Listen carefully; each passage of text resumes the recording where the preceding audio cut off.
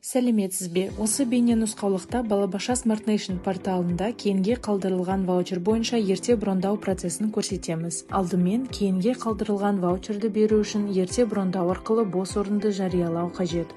Ол үшін мәзір бөліміне өтіп, бос орындар бюллетені бөлімін таңдаңыз. Ашылған бетте бюллетень қосу батырмасын басыңыз. Тізімнен қажетті топты таңдаңыз. Жас санаты және оқыту тілі өрістері автоматты түрде толтырылады.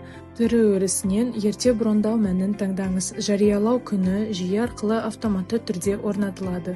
Одан кейін орынның нақты босатылатын күнін таңдаңыз. Бос орындар санын көрсетіңіз. Түлектер есебінен белгісін қойып, түлектер есебінен берілетін орын санын енгізіңіз.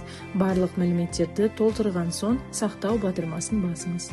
Ерте брондау бойынша жарияланған орындар алдыңғы уақытта мектептен шығарылатын түлектердің орны есебінен резервтеледі. Балаларды бұл орындарға алдын ала қабылдауға болады, бірақ олар балабақшаға орын нақты босағаннан кейін ғана қабылданады. Ерте брондау кезінде орынның нақты босатылу күні бюллетень жарияланған күннен бастап кемінде 5 күнтізбелік күннен кейін әрі 30 күнтізбелік күннен кешіктірілмей көрсетілуі тиіс. Ерте брондау арқылы жарияланған орындар ең алдымен күтіп арағындағы өтінімдерге ұсынылады.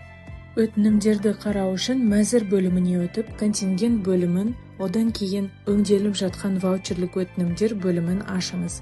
Тізімнен қажетті өтінімді тауып, қарау белгішесін басыңыз. Баланың анкетасы ашылған бетте электрондық шартты жасау батырмасын басыңыз. Алдымен алдын ала қарау батырмасын басып, шартпен танысып шығыңыз. Одан кейін деректемелерді толтыру батырмасын басып, қажетті мәліметтерді енгізіңіз. Барлық деректерді тексеріп, қажет болған жағдайда түзетулер енгізуге болады. Егер мәліметтер дұрыс толтырылған болса, жіберу батырмасын басып, шартқа электрондық цифрлық қолтаңба арқылы қол қойыңыз. Осыдан кейін электрондық шарт ата-анаға жіберіледі. Ата-ана шартты ашып, қажетті мәліметтерді толтырады, сұралған құжаттарды тіркейді. Содан кейін шартқа ЭЦК арқылы қол қойып, оны мектепке дейінгі ұйымға қайта жібереді. Мектепке дейінгі ұйым шартқа тек орынның нақты босатылу күні келгенде, түлек шығарылғаннан кейін ғана қол қоя алады. Осы күнге дейін өтінімдер өңделіп жатқан ваучерлік өтінімдер бөлімінде сақталады. Егер барлық құжаттар дұрыс рәсімделген болса, қызметкер орын нақты босатылған күні шартқа қол қояды және баланы мектепке дейінгі ұйымға қабылдау процесін аяқтайды. Smart Nation – жасампаз ұлттың ұтымды шешімдері. Назарларыңызға рахмет.